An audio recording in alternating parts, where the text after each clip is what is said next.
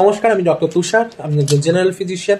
আমি চলে এসেছি আজ এই মুক্তি কিট নিয়ে। মুক্তি কিট মানে আমাদের বাজারে অনেক রকমের ব্র্যান্ডে পাওয়া যায়। তো আমি আজ এটা দেখাচ্ছি যেটা অ্যাবর্শনের জন্য আমরা মেনলি ডাক্তাররা ব্যবহার করে থাকি।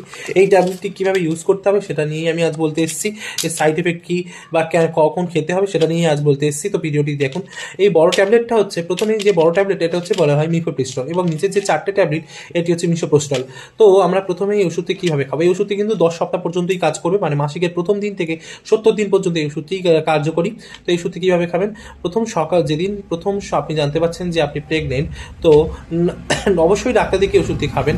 তো কিনে প্রথম ট্যাবলেটটি সকাল 10টার সময় খাবেন। তার এই প্রথম ট্যাবলেটটির খাওয়ার 48 ঘন্টা পরে আবার যে এই দুটি ট্যাবলেট আছে, আবার 48 ঘন্টা মানে দুদিন পর এই আবার সকাল 10টার সময় এই দুটি ট্যাবলেট খাবেন। দুটি ট্যাবলেট জল দিয়ে খেয়ে নেবেন একসাথে। আবার তার 6 ঘন্টা পর আবার এই দুটি ট্যাবলেট খাবেন। এর মধ্যে কি খেলেই আপনার কমপ্লিট হবে। এর মধ্যে অনেকেই কী হয় যে প্রথম মিফোপ্রিস্টল এই বড় ট্যাবলেটটা খাওয়ার পরে অনেকজনের ব্লিডিং শুরু হয়ে যায়। তাই অনেকেই কী করে যে এই 4টে ট্যাবলেট খান না, কিন্তু এটা কিন্তু ভুল। তখন এর প্রবলেমের জন্য অনেক প্রবলেম হতে পারে। তো ওষুধগুলো পুরোপুরি সমস্তটাই খেতে হবে। খেয়ে আপনারা অবশ্যই ব্লিডিং যদি দেখতে পাচ্ছেন যে